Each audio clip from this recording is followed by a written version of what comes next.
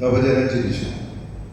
അകത്ത് പോയി തിരിച്ചു വന്നു. വീണ്ടും എത്ര പറഞ്ഞാലും മനസ്സിലാവില്ല. വീണ്ടും ഒഴിച്ചു. നാടകഗതിയുടെ എല്ലാ വിധത്തിലുള്ള ക്രമാനുഗതമായ വികാസത്തെ ബാധിക്കുന്ന രീതിയിൽ, ജനങ്ങൾക്ക് അലോസരമുണ്ടാക്കുന്ന രീതിയിലുണ്ടായ ആ ഒരു ശബ്ദത്തിലും ജനവും ചിരിച്ചു. അപ്പൊ അദ്ദേഹം അവിടെ മനോധർമ്മം പറഞ്ഞത്, ഞാൻ അവരോട് 100 തവണ പറഞ്ഞതാ ഈ ഭസ്മക്കോട്ട ഇവിടുന്ന് മാറ്റിക്കിട്ടാൻ.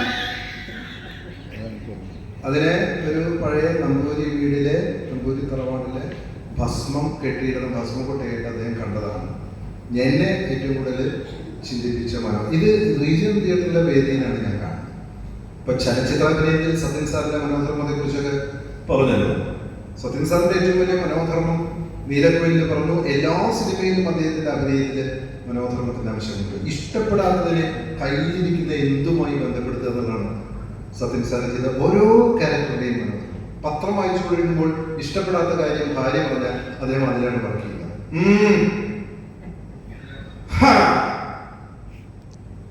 ഒരു പുസ്തകം, കയ്യിരിക്കുന്ന പുസ്തകങ്ങൾ ഉപയോഗിക്കുക, കയ്യിരിക്കുന്ന കത്തി ഉപയോഗിക്കുക. കത്തി കൊണ്ട് സത്യൻ സാർ ചൊറിഞ്ഞിട്ടുള്ള ഒരു കഥാപാത്രം കരകാണാക്കടൽ ക്യാരക്ടറാണ്. തോമ എന്ന് പറയുന്ന ആളുടെ ഭീതി, അദ്ദേഹം ജനങ്ങളിൽ ഭീതി ഉണ്ടാക്കുന്ന ഈ കത്തി ഉപയോഗിച്ചിട്ട് വീണ്ടും കാണേണ്ടി വരും എന്ന് പറയുമ്പോൾ സംഘങ്ങൾ ഓടുകയാണ്. അങ്ങനെ ഓരോരുത്തരുടെ ആക്ടിങ്ങിലും, അതിപ്പോ തിയേറ്റർ എന്ന് പറയുന്ന ഒരു ശാഖയിൽ നിന്ന് വന്ന ആളായതുകൊണ്ട് പലപ്പോഴും നമുക്കും ഇതുപോലത്തെ മനോധർമ്മ സന്ദർഭങ്ങൾ ഉണ്ടായിട്ടുണ്ട്. ലോകത്തിലെ അഭിനയത്തിന്റെ ആദ്യത്തെ നടനാണ് ടെസ്റ്റിസ്. അതുകൊണ്ടാണ് തെസ്പിയൻ ശൈലിയിൽ ആക്ടിങ്ങിന് തെസ്പിയൻ ആക്ടർ. അയാള് ഒരു വലിയ ആഘോഷം നടക്കുന്നതിനിടയ്ക്ക് ഗ്രീസിൽ ഒരു വലിയ ഫെസ്റ്റിവൽ നടന്നതിനിടയ്ക്ക് പെട്ടെന്ന് സ്റ്റേജിൽ ചാടി കയറി ഒരു പെർഫോമൻസ് നടത്തുക. ആ പെർഫോമൻസ് മനോധർമ്മമായിരുന്നു. മനോധർമ്മത്തിലൂടെ അദ്ദേഹം ഭരണകൂടത്തിനെയും മുമ്പിലിരിക്കുന്നവരെയും അധികാരികളെയും വിമർശിച്ചു. അദ്ദേഹം പലതരം മാസ്കുകൾ ഉപയോഗിച്ചു. ഓരോ കഥാപാത്രത്തിന്റെ ഓരോ ഭാവജനങ്ങൾക്ക് ഓരോ മാസ്കുകൾ ഉപയോഗിച്ചു. മാറി മാറി മാസ്കുകൾ ഉപയോഗിച്ചുകൊണ്ട് അദ്ദേഹം കഥാപാത്രങ്ങളായി മാറി. അന്ന് ആ നാടകം കഴിഞ്ഞപ്പോൾ അയാളോട് ചോദിച്ചു, നീ ചെയ്തത് എന്താണ് ചോദിച്ചു. ഞാൻ ചെയ്തതാണ് മനോധർമ്മം. എനിക്കപ്പോൾ അത് പറയാൻ തോന്നി. നീ പറയുന്നത് ഭരണകൂടത്തിനെതിരെ, അത് തെറ്റല്ലേ? എതിരെ പറയാൻ ആരെങ്കിലും ഉണ്ടാകുന്ന എതിർ ശബ്ദങ്ങളെ ഇവിടെ നിലനിൽക്കുന്നതാണ് ആദ്യമായി. പിന്നീട് ഇങ്ങോട്ട് അഭിനയിക്കാൻ ആരംഭിക്കുക. കൈകാലുകളെ എങ്ങനെയൊക്കെ ഉപയോഗിക്കണമെന്നും എങ്ങനെയാണ് ഓരോ ചലനങ്ങളിൽ നമ്മൾ നമ്മുടേതായ രീതിയിൽ എഴുതപ്പെട്ട കൃതി ഇവിടെയുണ്ട്. അതാണ് സ്ക്രിപ്റ്റ് റൈറ്റർ, അല്ലെങ്കിൽ നാടകത്ത് തിരക്കഥാകൃത്ത്. എഴുതപ്പെട്ട കൃതി ഇവിടെയുണ്ട്. നിർദ്ദേശങ്ങൾ തരാൻ സംവിധായകൻ നിർദ്ദേശകനാണ്. ഇതിന്റെ രണ്ടിന്റെയും നടുവിൽ നിന്നുകൊണ്ട് നടന്റെ മനസ്സിൽ നിന്നും സ്വാഭാവികമായി ഉണ്ടാകുന്ന തന്റെ ജീവിതാനുഭവങ്ങളും നിരീക്ഷണങ്ങളുമായി ബന്ധപ്പെട്ടുണ്ടാകുന്ന ഒരൊറ്റ കലയാണ് അഭിനയം. ഇതാണ് ആ കല. ആ കല കാലത്തിൻ്റെയാണ്. എവിടെയാണോ കാലം നിൽക്കുന്നത് ആ കാലത്തെ കൃത്യമായും വ്യാഖ്യാനിക്കുന്നവനാണ്. നേരത്തെ മോഹൻചേട്ടൻ പറഞ്ഞൊരു കാര്യമുണ്ടല്ലോ, അത് എന്താണ്, സിനിമയിൽ നിർമ്മാതാവ്, സംവിധായകൻ, തിരക്കഥാകാരൻ, ക്യാമറാമാൻ തുടങ്ങിയ ആളുകൾ ഇവരാണ് സൃഷ്ടാക്കൾ. അപ്പോൾ നടന്മാർ സൃഷ്ടാക്കളല്ല, അവർ വ്യാഖ്യാതാക്കളാണ്. എഴുതി വെച്ച് പറഞ്ഞാൽ മതിയില്ല, അതാണ് ഇവിടെ. അപ്പൊ അതുകൊണ്ട് തന്നെയാണ് ഒരു മനോധർമ്മത്തിന്റെ ഏറ്റവും വലിയ പ്രത്യേകത അഭിനയത്തിൽ തോന്നാറുള്ളത്. അവിടെ നിന്ന് ഈ ക്യാമറ വരെ നടന്നു വരണം, ഒരുപാട് കാര്യങ്ങൾ ചെയ്യണം. നടൻ എന്ത് ചെയ്യും? ഡയലോഗുണ്ട്, ചിലപ്പോൾ ഡയലോഗുണ്ടാവില്ല. അവിടെ നിന്ന് അയാൾ നടന്നു വരികയും അയാളുടെ കൈകൾ ഉപയോഗിക്കുകയും അയാൾ പോക്കറ്റിൽ നിന്ന് ഫോൺ എടുക്കുകയും ചിലപ്പോൾ കണ്ണട എടുക്കുകയും ഒക്കെ ചെയ്തുകൊണ്ട് അവിടെ വന്ന് നിന്ന് അവിടെ നിന്ന് കാര്യം മനസ്സിലാക്കി തിരിച്ചു വന്ന് വീണ്ടും ആലോചിച്ച് ഡയലോഗിനെ വളരെ നല്ലത്. സംഭാഷണത്തിനും ചലനത്തിനും ഇടയ്ക്ക് നടക്കുന്ന എന്തോ ഒരു മാസ്മരികമായ മാന്ത്രികമായ ഒന്നാണ് അഭിനയം. സംഭാഷണത്തിനും ചലനത്തിനും ഇടയിൽ സംഭവിക്കുന്ന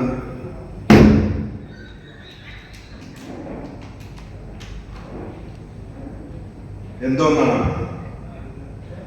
ഈ വേദിയുടെ ഇന്നത്തെ പ്രത്യേകത നിങ്ങൾക്ക് പറയാൻ പറ്റും? ഈ വേദിയിൽ ഞാനിന്ന് കണ്ടത് വിളക്ക് ഇതുവരെ ഒരു തിരി പോലും കേട്ടിട്ടില്ല എന്നതാണ് ഒരു കലാകാരന്റെ ഒബ്സർവേഷൻ. അത് തന്നെയായിരിക്കും ചുവർചിത്ര കലാകാരനും തിരക്കഥാകൃത്തും സംവിധായകനും നടനും സാമൂഹിക പ്രവർത്തകനും ചിന്തകനും എല്ലാം ക്യാമറമാനും എല്ലാം നിരീക്ഷിക്കും. എന്തുകൊണ്ട് ആ വിളക്കിന്റെ തിരികൾ എപ്പോഴും നിൽക്കുന്നു? അത് തന്നെയാണ് ചിന്ത. അങ്ങനെ ഒരു ചിന്ത തന്നെയാണ് നാടകം കാണുമ്പോഴും എല്ലാം കാണുന്നത്. ഈ മനോധർമ്മത്തിന്റെ ഈ വഴികളിലൂടെ ഞാൻ പറയുന്നത് ഒരു ചെറിയ നിരീക്ഷണമാണ് പറഞ്ഞത്, ഒരു അനുഭവം. അപ്പോ ഇങ്ങനെയാണ് ഈ മനോധർമ്മം എന്ന് പറയുന്ന സാധനത്തിലേക്ക് ഞാൻ ആദ്യം പടിയുന്ന വാതിൽ അകത്തേക്ക് 10 മിനിറ്റ് കടന്നു. ഒരു വേദിയിൽ എത്തിപ്പെട്ട് കഴിഞ്ഞാൽ ഒന്നുമില്ല. ഒരു വേദിയിലേക്ക് നമ്മൾ എൻട്രി ചെയ്ത് കഴിഞ്ഞാൽ നാടകത്തിൽ സ്ക്രിപ്റ്റ് ഉണ്ട്, സിനിമയിലും ഡയലോഗ് ഉണ്ട്, പക്ഷേ ഒരു പൊതുവായ അരങ്ങിൽ വരുന്ന സമയത്ത് ഒന്നുമില്ല. അവിടെ എങ്ങനെ തുടങ്ങണം? പലതരത്തിൽ തുടങ്ങാം. ആദ്യം തന്നെ ഞാൻ എന്നെ തന്നെയാണ് കുറ്റം പറയുന്നത്. പ്രിയപ്പെട്ട സുഹൃത്തുക്കളെ, എന്നെ അല്ലാതെ ഭേദപ്പെട്ട ഒരാളെ നിങ്ങൾക്ക് കിട്ടിയില്ല എന്റെ പരിപാടിയുടെ അവതരണത്തിന് എന്ന് ചോദിച്ചാൽ ആ ഓഡിയൻസ് എന്റെ കയ്യിൽ. എത്രയോ ഭേദപ്പെട്ട കലാകാരന്മാർ, എത്രയോ പ്രഗത്ഭരായ കലാകാരന്മാർ, എത്രയോ പ്രശസ്തരായ കലാകാരന്മാർ നമുക്കിടയിലുള്ളപ്പോഴും എന്നെ തന്നെ നിങ്ങൾ ഈ പരിപാടിക്ക് ക്ഷണിച്ചതിൽ നിങ്ങളെ ഞാൻ കുറച്ച് കാണുകയില്ല, ഞാൻ എന്നെ കുറച്ചുകൂടെ വലുതായി കാണുകയാണ്. അപ്പൊ ഞാൻ എന്നെ കുറിച്ച് ഇങ്ങനെ പറയുമ്പോൾ ജനം എൻ്റെ കയ്യിലാണ്. ജനം എൻ്റെ കയ്യിലായി കഴിഞ്ഞാൽ പിന്നെ തുടങ്ങണം. പിന്നെ എവിടെ നിന്ന് തുടങ്ങണം? മനോധർമ്മം എത്തിപ്പെടുന്ന സ്ഥലം അമ്പലമാണെങ്കിൽ, അയ്യപ്പന്റെ ക്ഷേത്രമാണെങ്കിൽ അവിടെ തുടങ്ങാം. മണ്ഡലമാസ പുലരികൾ പൂക്കും പൂങ്കാവനമുണ്ടേ. മണ്ഡലകാലത്തിൽ അയ്യപ്പന്റെ അമ്പലത്തിലാണ് ഫസ്റ്റ് ഇതാണ്. മണ്ഡലമാസ പുലരികൾ പൂക്കും പൂങ്കാവനമുണ്ടേ, മഞ്ഞളിലാവു നിലാവു വിരിക്കും പൂങ്കാവനമുണ്ടേ, തങ്കര പൂങ്കാവനമുണ്ടേ. സ്വാമിയേ. അപ്പൊ എന്തായി? ഭക്തജനങ്ങൾ നമ്മുടെ കയ്യിൽ. പിന്നെ നോക്കുമ്പോ എവിടെ നിന്ന് തുടങ്ങണം? അവിടെ നിന്ന് തുടങ്ങാൻ ഒറ്റ വഴിയുള്ളൂ. ഏതെങ്കിലും ഒരു പെൺകുട്ടി ആ ഓഡിയൻസിൽ എണീറ്റ് നിൽക്കുകയാണെങ്കിൽ, അവൾ കറുത്തവളാണെങ്കിൽ ഇപ്പൊ വളരെ എളുപ്പമായി. ഇപ്പൊ കറുപ്പാണ് ഇപ്പോഴത്തെ ഏറ്റവും വലിയ പ്രശ്നമായിട്ട് പറയുന്നത്. കറുത്ത പെൺകുട്ടിയായിരിക്കുന്ന കറുത്ത പെണ്ണെ. അർഷന്മാരുടെ കണ്ണുകളിലേക്ക് നോക്കി, അവളുടെ കറുത്ത കണ്ണുകളിലേക്കാണ് നോക്കുന്നത്. അവളോ കറുപ്പാണ്, കറുപ്പ് സൗന്ദര്യമാണ്. സൗന്ദര്യത്തിന്റെ അപ്പുറത്ത് കറുപ്പിനീരാണ്. കറുത്ത വസ്ത്രം ധരിച്ചു വരുന്നതാണ്. അവിടെ നോക്കി പാടാൻ, കറുത്ത പെണ്ണെ നിന്റെ കണ്ണാടി ചില്ലിനുള്ളിൽ വരച്ചതാരാണെന്റെ വർണ്ണചിത്രം, വരച്ചതാരാണെന്റെ വർണ്ണചിത്രം എന്ന് പറഞ്ഞാൽ അവളോട് കൂടി ചേർന്ന് എല്ലാവരും MC തൈക്കാട് വരെ അത് കേട്ടാൽ ഉള്ളത്. അവിടെ നിന്നാണ് ഷോ ലോഞ്ചിങ്. ആല നിൽക്കുന്നുണ്ടെങ്കിൽ പിന്നെ ഒരു ആലാണ് പിന്നെ നമ്മുടെ മുമ്പിൽ വന്ന് നിൽക്കുന്നത്. ഇതിന്ന് കണക്ട് ചെയ്ത് ഇങ്ങനെ പോവാണ്. ആ സമയത്താണ് അമ്പിളി വരുന്നുണ്ടെങ്കിൽ നമുക്ക് തോന്നുന്നത് അമ്പിളി പൊന്നമ്പിളി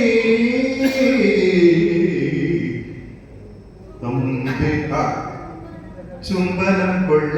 അത് വേണ്ട. ഇപ്പൊ ഭാര്യയെ അണിയറയിൽ പിടിച്ചപ്പോൾ ഞാൻ സംശയിച്ചു.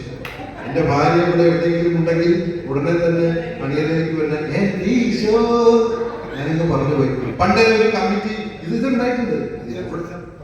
ആ പള്ളിയിലെ ഗവൺമെന്റിനായി ഞങ്ങളവിടെ വിളിച്ച് അനൗൺസ്മെന്റ് ചെയ്ത ഹലോ ഹലോ ഞാൻ പറഞ്ഞത് കേൾക്കുന്ന മേലെ. ആ അതെ, നമ്മുടെ അമ്പലത്തിലെ അടുത്ത് ശാരദ ഇവിടെ എവിടെയെങ്കിലും ഉണ്ടെങ്കിൽ സ്റ്റേജിന്റെ പിന്നിലേക്കൊക്കെ വരണം. അപ്പൊ ജനങ്ങൾ കൂവി, അതിനൊന്നല്ല, വേഗം വരണം. അത് അയാൾ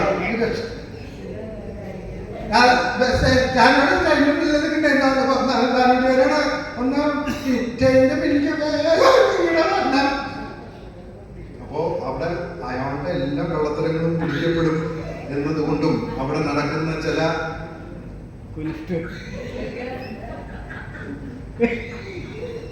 ഇത് നാട്ടുകാരൻ മുമ്പ് ശ്രദ്ധിച്ചിട്ടുള്ളതുകൊണ്ടും അവിടുത്തെ കരകമ്പി ഇല്ലാതെ ജനങ്ങളിലേക്ക് എത്തിയത് കൊണ്ടുമാണ്. അപ്പൊ അതുകൊണ്ട് അയാളുടെ മനസ്സിൽ കുറ്റബോധം ഉണ്ടാവുകയും പറയണേ അതിനൊന്നല്ല, ഇത് മനോധർമ്മം. അപ്പൊ ഇവിടെ മനോധർമ്മം ചേർത്ത് അപ്പൊ ഞാൻ ആന കണ്ടാൽ മുമ്പിൽ ഇങ്ങനെ പറഞ്ഞു ആന കണ്ടു കഴിഞ്ഞാൽ അമ്പലമുറ്റത്താലൊരു കവിത, ആലില പാടും പാട്ടും കവിത, കുളമൊരു കവിത, കുളത്തിനരികിൽ നിൽക്കും അവളൊരു കവിത, നീയൊരു കവിത, ഞാനൊരു കവിത, മലയൊരു കവിത, പുഴയൊരു കവിത, അമ്പലമുറ്റത്താലൊരു കവിത, ആലില പാടും പാട്ടും കവിത, നിലയൊരു കവിത, നിലാവൊരു കവിത, നിഴലുകളാടും നിലമൊരു കവിത, മാനും കവിത, മയിലും കവിത, പുലിയും കാടും കവിത, കാട്ടിലൊളിക്കും കാറ്റോ കവിത.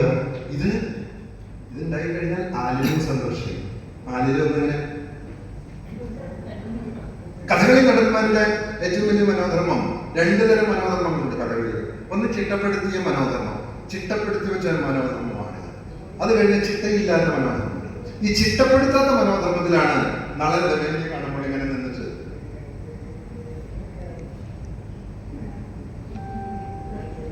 എന്ന് പറഞ്ഞാൽ ആ ഒരു ഹർഷം, ആ സമയത്ത് നടന്റെ രോമാഞ്ചികമാണെന്ന് എനിക്കറിയില്ല, പക്ഷെ എല്ലായ്പ്പോഴും ഉണ്ടാകുന്ന ആ ഒരു ഹർഷത്തിലാണ്. അത് മനോധർമ്മമായി സിനിമയിൽ പ്രയോഗിച്ചവരാണ് സത്യൻ സാർ. അദ്ദേഹത്തിന്റെ ഗാനരംഗങ്ങളൊക്കെ ശ്രദ്ധിച്ചാൽ ഏതോ കിനാവിലെ ആലിംഗനത്തിലെ ഏകാന്തരോമാഞ്ചമണിഞ്ഞവളെ, ഓമനച്ചുണ്ടിലെ പുഞ്ചിരിപ്പൂക്കളിൽ പ്രേമത്തിൻ സൗരഭം തൂകും ഞാൻ, ഓമനച്ചുണ്ടിലെ പുഞ്ചിരിപ്പൂക്കളിൽ പ്രേമത്തിൻ സൗരഭം തൂകും. അത് ഉജ്ജ്വലമായ മനോധർമ്മമാണ് എന്ന് പറഞ്ഞു കഴിഞ്ഞാൽ ആ നായികയെ തന്റേതാക്കാൻ വേണ്ടിയുള്ള ആ നായകന്റെ ആന്തരികമായ ഏറ്റവും വലിയ ആ പ്രണയപൂർവമായ, ബാക്കി എന്താ പറയേണ്ടത്, ആ ഒരു അഭിലാഷത്തിന്റെ ആ വികാരത്തിന്റെ അത് ആവിഷ്കാരത്തിന് മുൻപുള്ള അത് മനസ്സിൽ സംഭവിച്ചു കഴിഞ്ഞ ആ ഒരു പരിരംഭണത്തിന്റെ മനോഹരമായ മുഹൂർത്തങ്ങൾക്ക് വേണ്ടിയുള്ള കാത്തിരിപ്പിന് മുൻപുള്ള ഒരു ഹർഷം. മനസേശ്വരി മാപ്പു തരൂ, ആ പാട്ടിലില്ല. ആ പാട്ടിൽ വരുമ്പോൾ കുറ്റബോധമാണ്. അപ്പൊ അങ്ങനെ ഓരോ തരത്തിലുള്ള മനോധർമ്മം. കയ്യിലെ വെറ്റിലച്ചെല്ലാം വെച്ച് കമൽഹാസൻ അഭിനയിക്കുന്നത് കണ്ട് അത്ഭുതം കൊണ്ടുണ്ട്. ഞാൻ നേരത്തെ ഈ സത്യൻ സാറിന്റെ കയ്യിലെ പേപ്പർ ബുക്സ് പറയുന്ന പോലെ, ഏതാ സിനിമ, നായകൻ മുറുക്കാൻ വാഴൊടുപ്പി, ഈ ക്യാരക്ടർ ഇതിങ്ങനെ മാറിക്കൊണ്ട്, ഈ മുറുക്കാൻ ചെല്ലാം വളരെ ടൈമിങ്ങിൽ ഇങ്ങനെ മാറിക്കൊണ്ടിരിക്കും. പിന്നെ ആരാണ് അതുപോലെ അഭിനയിച്ചത്? ബഹ്റാജ് സാഹിനി അഭിനയിച്ചെന്ന് പറയുന്നത് നമുക്കറിയാവുന്ന ആൾക്കാർ കാര്യം പറയാം. ഭരത് ഗോപിയാശാൻ ആക്ട് ചെയ്തു. ഭരത് ഗോപിയാശാൻ കയ്യിലെ വടി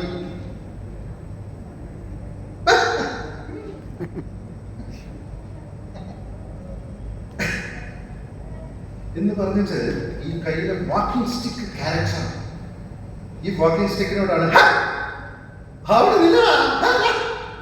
എന്ന് പറയുമ്പോൾ ഈ വാക്കിംഗ് സ്റ്റിക്കിന് ജീവനുണ്ടോ തോന്നി. ഏത് അസന്ധ്യമായ നേരം. അവരൊരു മകനെ വിവാഹം ആലോചിക്കാൻ വേണ്ടി നമ്മുടെ സത്യനന്ദിക്കാടിന്റെ അപ്പുണ്ണിയുള്ള സിനിമയിൽ പേരാറ്റുപട വീട്ടിൽ അയ്യപ്പൻ നായർ എന്ന് പറഞ്ഞാൽ പാക്ക നക്കി നായരാണ്. മുറിച്ചോട്ട് ഉപയോഗിക്കേണ്ട ക്യാരക്ടറാണ്. അതായത് സ്വന്തം മകളെ മുറച്ചെറുക്കനായ മരുമകനെ കെട്ടിച്ചു കൊടുത്തോട്ട് കൂടെ നിർത്തിയിട്ട് കൊള്ളാവുന്ന വേറൊരുത്തനെ കൊണ്ട് മകളെ പ്രേമിപ്പിക്കാൻ കൂട്ടു നിന്നിട്ട് അത് കുറെ കൂടെ ഉയർന്ന തരത്തിലുള്ള നായരായതുകൊണ്ട് അവനെ തന്നെ മകൾക്ക് കെട്ടിച്ചു കൊടുക്കാൻ വേണ്ടി പണിയെടുക്കുന്ന ആളാണ് പേരാറ്റ് പടവീട്ടിൽ അയ്യപ്പൻ നായർ. ഈ പേരാറ്റ് പടവീട്ടിൽ അയ്യപ്പൻ നായർ ഒരു ദിവസം പറയും, ഞാൻ അവളെ വീടിന് വരെ പോയി വരാം. അയ്യപ്പൻ നായരുടെ പിന്നെ ഒരു പോക്കുണ്ട് ഈ കുട വെച്ച്. അവിടെ ചെന്ന ഉടനെ കാണുന്നത് വലിയ വീട്. അപ്പൊ തന്നെ അദ്ദേഹം കാൽക്കുലേറ്റ് ചെയ്യാൻ തുടങ്ങി ഇതിന്റെ പേര്. അത് ഫേസ് ചെയ്യുന്നറിയാം.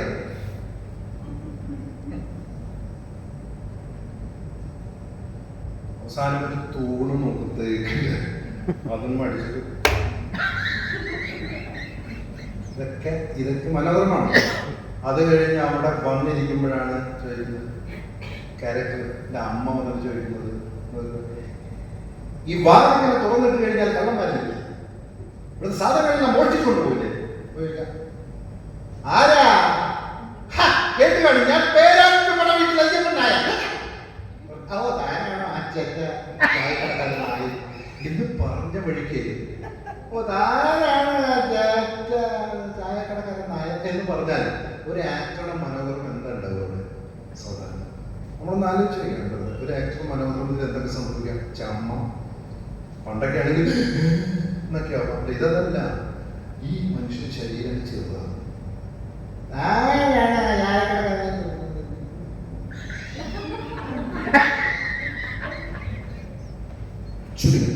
അപ്പൊ അങ്ങനെ ഈ ഒരുപാട് പറയുന്നത് മനോധർമ്മത്തെ പറ്റി പറയും.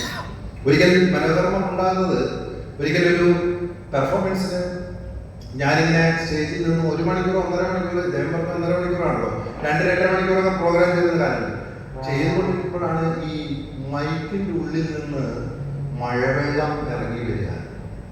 മഴവെള്ളം സ്റ്റേജ് നനഞ്ഞിട്ട്. അപ്പൊ അതിന് വെച്ചിട്ട് രക്ഷപ്പെടാൻ ഒറ്റ വഴിയുള്ള മനോധർമ്മം. പരിപാടിയാണെങ്കിൽ നിർത്താൻ ആളുകൾ സമ്മതിക്കില്ല, വെള്ളം അങ്ങനെ ഒഴുകി വരുന്നുണ്ട്. ഞാനിങ്ങനെ ഡയലോഗ് പറഞ്ഞിട്ട്, മോഹൻലാലിന്റെ ഒരു ഡയലോഗ് പറഞ്ഞു തന്നിട്ട്, അതുകൊണ്ട് എന്താണ് മക്കളെ പറയാനുള്ളത്? ഒന്നുമില്ല. മനോഹരമായിരുന്നു. എന്റെ കാലത്ത് എന്റെ ടോക്ക് അടിച്ചിട്ടൊന്നുമില്ല, പരിപാടി നിർത്താൻ വേണ്ടി ചെയ്തൊരു അഭ്യാസം. അപ്പൊ സംഘാടകർ എന്ത് വെച്ചിട്ട് ചെറുതായിട്ട് അകത്തടിച്ചു എന്നാ പരിപാടി നിർത്താൻ. കാരണം അല്ലെങ്കിൽ അവര് വീണ്ടും 1.5 മണിക്കൂർ പ്രൊഫഷൻ ചെയ്യും. അത് വളരെ വളരെ പ്രേമാതിരം, അതൊരു ഭയങ്കര പ്രണയത്തോടൊരു ഡയലോഗ് പറയുന്നത്, ശലാപമേ ചുരഞ്ഞ വാരീശങ്ങൾ. അതുകൊണ്ട് തന്നെ പ്രണയമുഹൂർത്തനാണ് അമ്പിളി എന്ന് പറയുന്നത് ശബരിമല. ശരീരത്തിനാലും ഈ വെള്ള വസ്ത്രം എത്ര കാലമായി ഉപയോഗിക്കാൻ തുടങ്ങി ആലോചിക്കുമ്പോഴാണ് അതിനകത്ത് ആ ഒരു മനോധർമ്മത്തിൽ എന്ത് സംഭവിക്കുന്നു. മനോധർമ്മം ജനസഭ കൊണ്ട് രക്ഷപ്പെടാനും നല്ലതാണ്, അതുകൊണ്ട് ഇവിടുന്ന് രക്ഷപ്പെടാനും ഇതൊരു മനോധർമ്മം. ഇവിടുന്ന് രക്ഷപ്പെടാനും പറ്റിയ മനോധർമ്മമാണ്. ഞാനൊരു മനോധർമ്മം കൂടെ പറഞ്ഞിട്ടുണ്ട്. അതായത് ഇവിടെ പലരും പറഞ്ഞല്ലോ, എനിക്ക് നാടകത്തിലെ വാളിന്റെ മുകളിലൂടെ ഉറുമ്പ് കയറിയിട്ട് സർവാംഗം കഴിച്ച അനുഭവങ്ങളൊക്കെ ഉണ്ട്. അതല്ല, ഞാൻ ആദ്യമായിട്ട് യാത്രാമൊഴി എന്ന് പറയുന്ന സിനിമയിൽ എന്നോട് വന്നിട്ട് പ്രൊഡക്ഷൻ മാനേജർ വന്നിട്ട് പറഞ്ഞു, ഇന്ന് ഷോട്ട് ഉണ്ട് കേട്ടോ, ഞാൻ സ്റ്റേജ് പെർഫോമർ, ഇന്ന് ഷോട്ട് ഇന്ന് സീൻ റെഡിയായിക്കോ. അന്ന് അങ്ങനെയാണല്ലോ നമ്മളോട് അംബാസഡർകാർ എവിടെയാണ് ഒറ്റപ്പാലം വരെ പോകണം.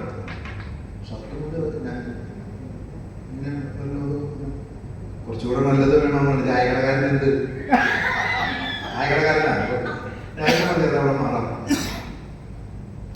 അങ്ങനെ ഞാനിങ്ങനെ കാറിൽ കയറിയിട്ട് പ്രൊഡക്ഷൻ മാനേജർ വളരെ സീരിയസ് ആയിട്ടാണ് ഫ്രണ്ടിലേക്ക് ബാക്കിൽ.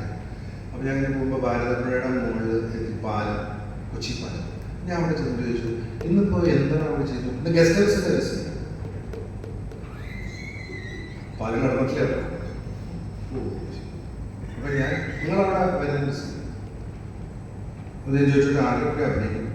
നിങ്ങളിന്ന് ശിവാജി സാറിന്റെ കൂടെ അഭിനയിക്കുന്നത് ഭാരതപ്പുഴയുടെ പാലത്തിൽ എടുത്ത് ചാടണോ, അതോ തിരിഞ്ഞ് ഓടണോ, അതോ ഈ വണ്ടിയുടെ മുമ്പിൽ ചാടണോ, ഓപ്പോസിറ്റ് വരുന്ന കരിപ്പാൽ ബസ്സിന്റെ ഉള്ളിലേക്ക് കയറി പോകണോ, നേരെ തൃശ്ശൂർ പിടിക്കണോ? അപ്പൊ ഞാൻ ഒന്നുകൂടെ ചോദിച്ചു, ആരോടെ ശിവാജി സാർ നിങ്ങളുടെ കൂടിയിട്ടുള്ളൊരു സീനൊന്നും അതിന് പറയില്ല, ഒരു സാധനം പറയുള്ളൂ. ഞാൻ പിന്നീടൊക്കെ ബ്ലാക്ക് ഔട്ടാണ്. അപ്പൊ നേരെ ആ ബിസിനസിനോട് ചെല്ലുന്നു, ഞാൻ വളരെ യാന്ത്രികമായി ഇറങ്ങുന്നു. യാന്ത്രികതയുടെ പര്യായം, യാന്ത്രികതയുടെ മഹാ ആകാശവും സമുദ്രവും ഒരേ സമയം എന്നെ വന്ന് മൂടും. ഞാനിങ്ങനെ ഇറങ്ങിയിട്ടില്ല. അവിടെ പോയി ഡ്രസ് മാറാൻ, മേക്കപ്പ് ചെയ്യാം.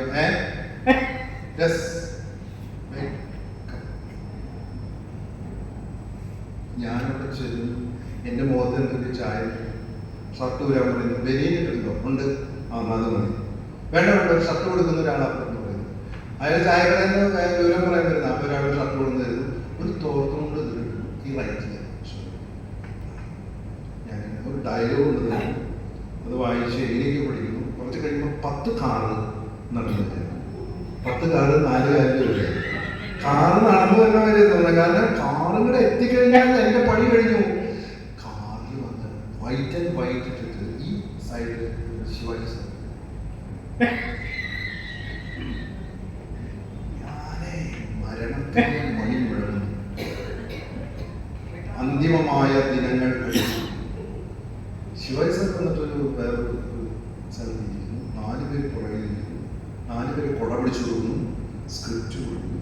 അപ്പോൾ ട്രൗസറിൽ ഡയറക്ടർ വേറെ കാര്യം ഇട്ട് ട്രൗസറിൽ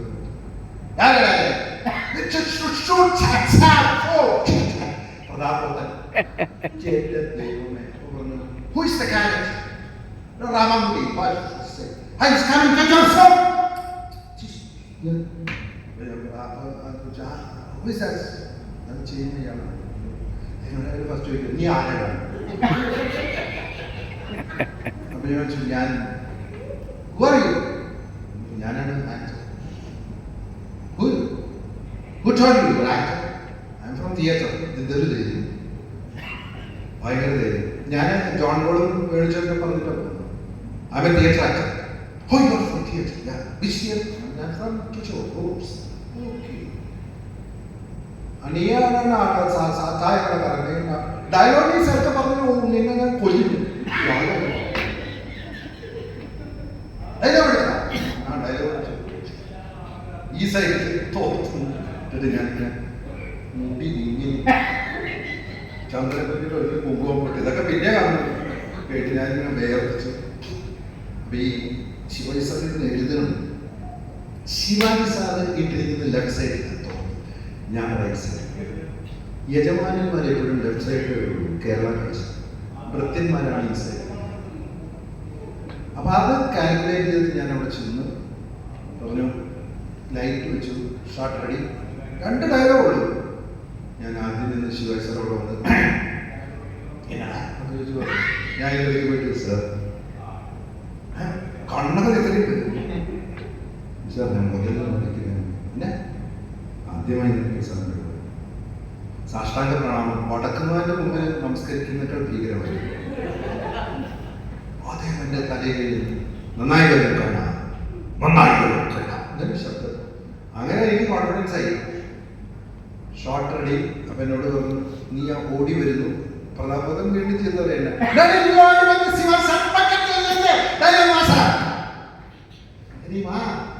ശരി സാർ. അപ്പൊ ഇങ്ങനെ 4 വിൻഡോന്റെ ആ ഷാഡോ അതിന്റെ അടിയിൽ തന്നെ കാണാൻ ഇങ്ങനെ വന്നു. ഞാൻ ഉള്ളടത്ത് വിളിച്ചു, ഡയലോഗ് മുതലാളി നമ്മുടെ രാമന്റെ പോലീസ് പിടിച്ചുകൊണ്ട് പോയി. അപ്പൊ മൂപ്പര് ശിവാജി പറഞ്ഞു, ആ മറ്റേ ചെയ്ത പണി എന്താ ഡയലോഗ്? അത് കഴിഞ്ഞ് അദ്ദേഹം അവിടെ നിന്ന് എണീക്കുന്നു.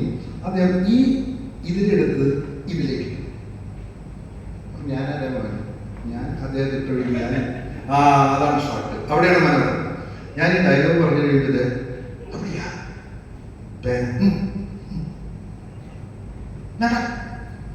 ഇത് ഞാൻ എന്റെ വലതുകൊണ്ട്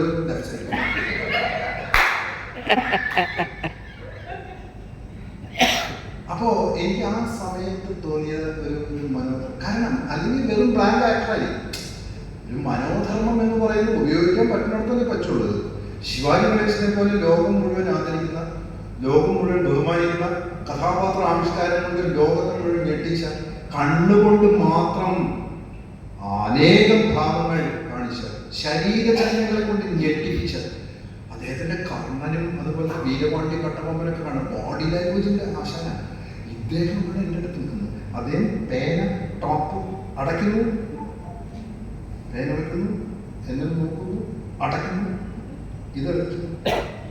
അപ്പൊ ഞാൻ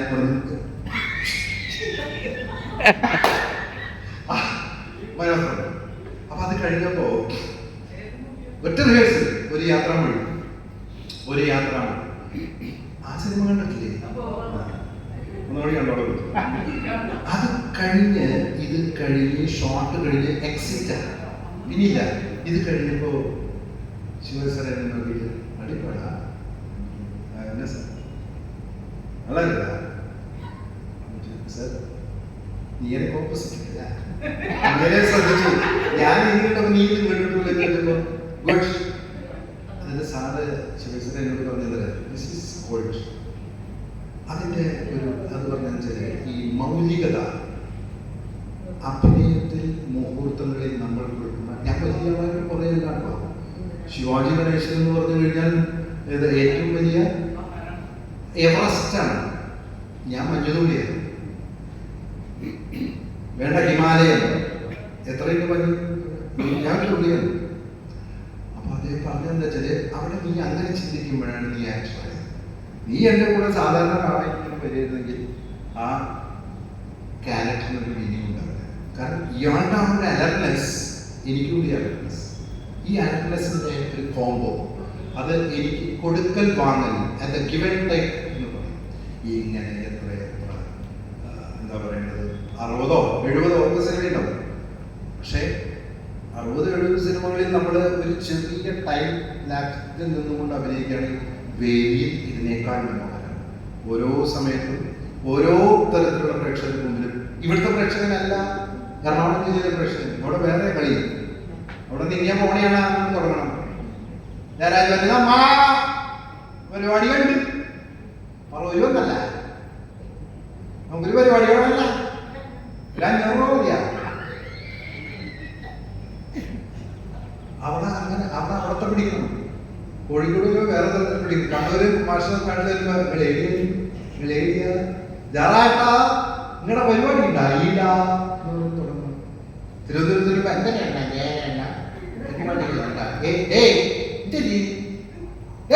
ചായ ഒറ്റ ചായ ചോദിച്ചാൽ ചായ ഉണ്ടാക്കി. പക്ഷേ ദുബായിൽ വേറെ തരത്തിലാണ്. അമേരിക്ക ചിലപ്പോൾ ഇതൊന്നും വേണ്ട, അവിടെ ചിലപ്പോൾ ഇതൊന്നല്ല വേണ്ട. ഡബിൾ മീനിങ് പെർഫോമൻസില് നമ്മൾ കംപ്ലീറ്റ് അതടിച്ചോണ്ടിരിക്കുന്ന ശരി ശരി. അങ്ങനെ ഈ ഓരോ ക്യാരക്ടറൈസേഷന് വേണ്ടി നമ്മൾ ആരെങ്കിലും പണിയെടുക്കുമ്പോൾ ഓരോ കഥാപാത്രങ്ങൾ പറയാൻ സാധ്യതയുള്ള മനോഹരങ്ങൾ ഉപയോഗിക്കും.